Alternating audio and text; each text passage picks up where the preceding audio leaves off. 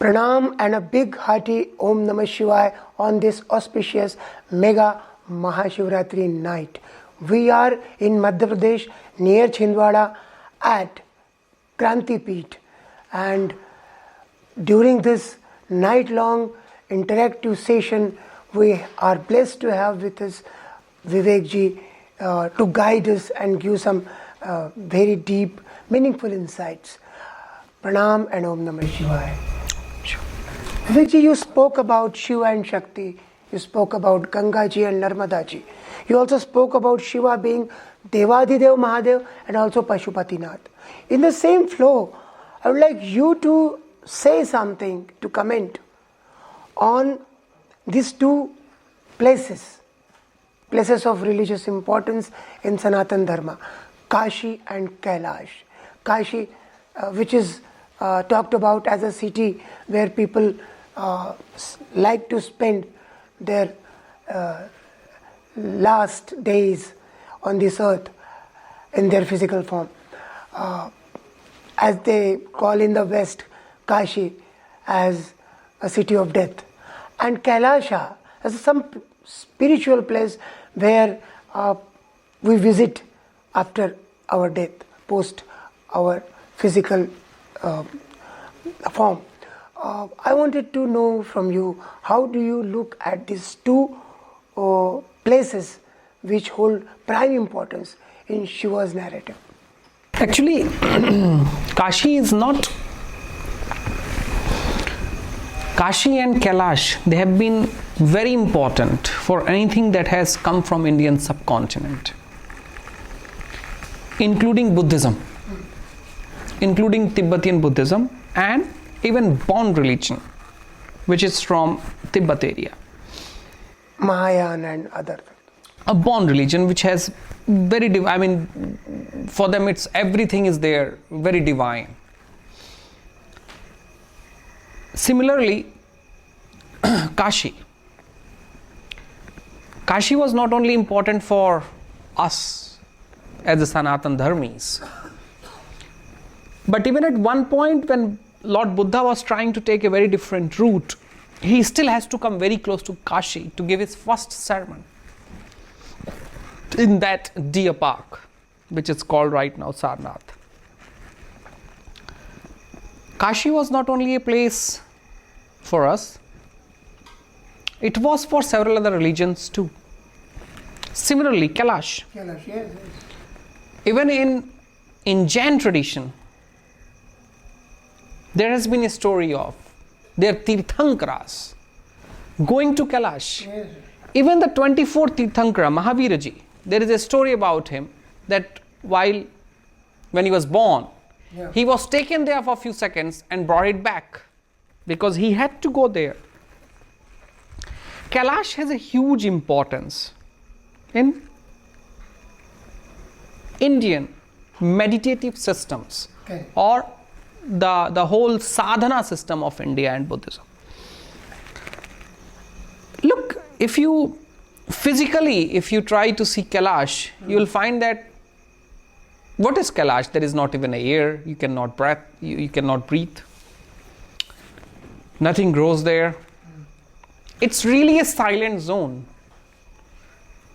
But that's what many of the places Shiva has always chose to be. See, any greater temple of this country, whether you go to Amarnath, whether you go to Kedarnath, whether you go to Panch Kedar, or wherever you find, like Kranti Peeth, they are all the places that has a very hard accessibility. It has been also said that Shiva goes and lives in Kailash with his beloved Parvati. The narrative that this country was trying to make is that Shiva is not fond of the lucrative business of religion.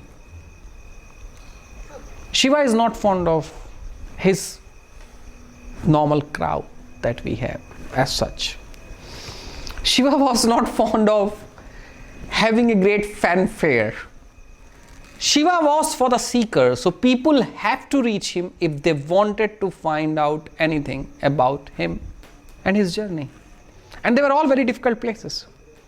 In some places, you cannot go for rest of the 6 months, like Kedarnath. Yeah. There was a huge sentiment that this country was trying to give, that Shiva is a journey of nothingness. Shiva is a journey of nothingness. Because what has happened,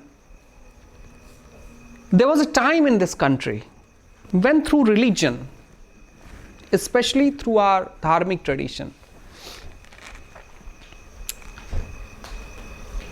people were trying to get something, have something.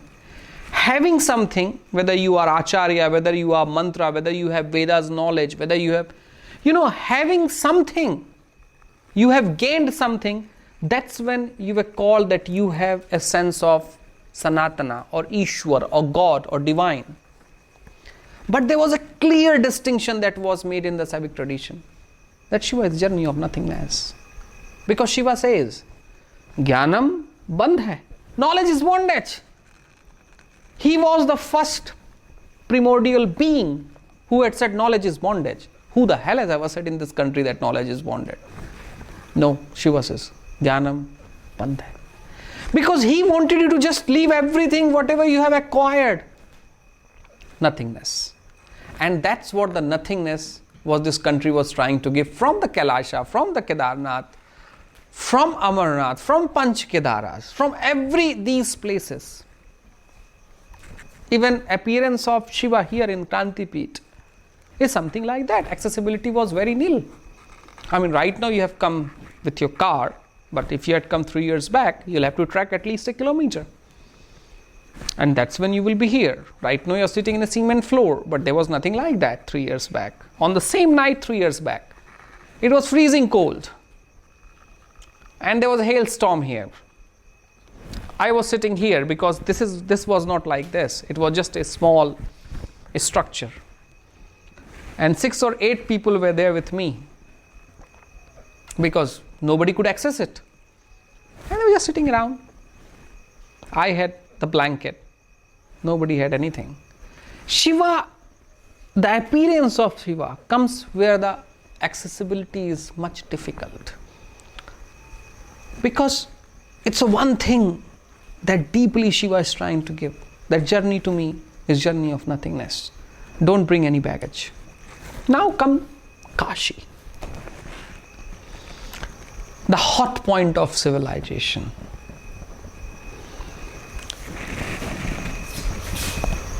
Where every great scholar was born. Where greatest myths of this countries were created. That was the place where visitors or the tourists, everyone was coming. It was a cultural hotbed. And that's where Shiva appears. Tradition says that this is the place where you come and consciously seek your death. Yes. That was a beautiful way. Because you come to the cultural hotbed where you see everything is happening. Greatest art, historians, dancers, kings and queens, the whole magics of everything that one could think of is happening. But that's where you come to seek death. Because there was a sense that all this is futile. Nothing of this gonna make sense. What is gonna make sense is your 3-foot high wall. Yes, meeting of the two extremes, right? Meeting of the two extremes. And I think very few cultures have had that courage. Very few cultures have had that courage.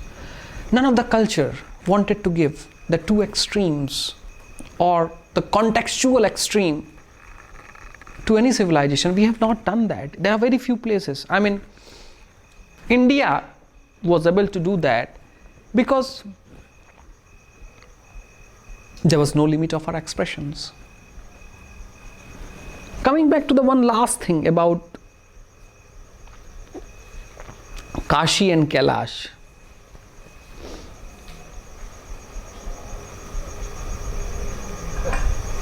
If Kashi is death, seeking of death, and if Kailash is seeking of nothingness, because Shiva lives in between. Shiva lives in between. He is nowhere and he is everywhere. So between that seeking of death and between that journey of nothingness, that's where Shiva is. That's where Shiva is.